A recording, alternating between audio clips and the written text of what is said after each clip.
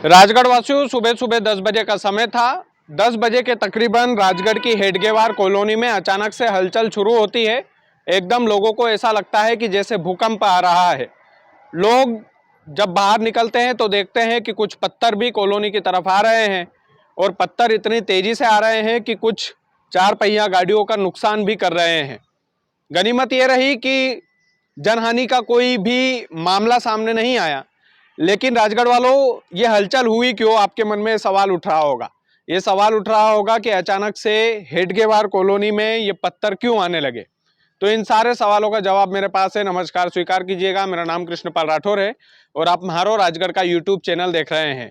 राजगढ़ वासियों, दरअसल ये जो पत्थर है, ये काम चल रहा है रेलवे लाइन का। और ये जो रेलवे लाइन है, रामगंज मंडी से लेकर तो भोपाल की रेलवे लाइन है। इस रेलवे लाइन का तेजी से काम चल रहा है और ठेकेदार ने इतनी बड़ी लापरवाही की इस पूरे मामले में। ठेकेदार की लापरवाही की वजह से जनहानि भी राजगढ़ की हेडगेवार कॉलोनी में हो सकती थी। दरअसल जैसा कि मैंने बताया कि सुबह 10 बजे का समय था।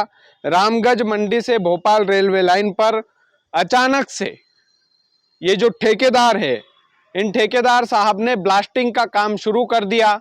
एक के बाद एक 3 धमाके होते हैं और अचानक से, चूंकि रेलवे लाइन की ब्लास्टिंग थी, तो जाहिर सी बात है बहुत तीव्रता से उस ब्लास्टिंग का जो नुकसान है वो कॉलोनी वासियों को हुआ है। मैं बार बार बोल रहा हूं कि भले ही जन हानि का नुकसान इसमें नहीं हुआ है, लेकिन ये ब्लास्टिंग इतनी ज़्यादा तेज थी, इतनी ज़्यादा तेज थी कि इस ब्लास्टिंग से गाड़ियों का नुकसान हुआ। 3 गाड़ियों के कांच तक फूट गए, कुछ गाड़ियों में स्क्रैच भी आए। पता चला कॉलोनी वासियों को तो कॉलोनी वासी साइट पर पहुंच गए जहां पर रेलवे का काम चल रहा है और गुस्साए लोगों ने वहां पर हंगामा कर दिया।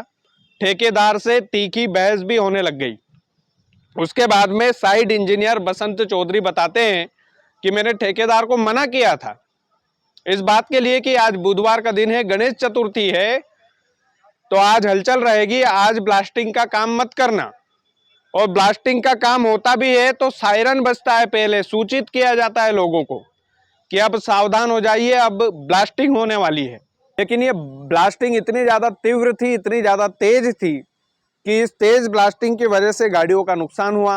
गुस्साए लोगों ने साइट पर जाकर हंगामा किया और जब साइट इंजीनियर बसंत चौधरी ने बताया कि मैंने ठेकेदार को मना किया था कि ब्लास्टिंग नहीं करना है और ब्लास्टिंग यदि करना है किसी को तो सायरन बजेंगे, उसके बाद में बाकायदा लोगों को सूचना दी जाती है, लोग भी अलर्ट हो जाते हैं कि आज सायरन बज रहा है तो आज ब्लास्टिंग होनी है। लेकिन बिना सायरन और बिना सूचना के अचानक से ब्लास्टिंग कैसे कर दी ठेकेदार ने, सबसे बड़ा सवाल ये है। उसके बाद में कॉलोनी वासी जो है उस ठेकेदार को ले जाते हैं कॉलोनी में कि इन गाड़ियों के कांच फूटे, देखिए इतना हमारा नुकसान हुआ है, नुकसान की भरपाई आप करेंगे तभी हम आपको जाने देंगे। उसके बाद ठेकेदार ने वादा किया कि हाँ, हम नुकसान की भरपाई करने के लिए तैयार है, कोई चिंता की बात नहीं है, जितना नुकसान हुआ है मेरी गलती से हुआ है।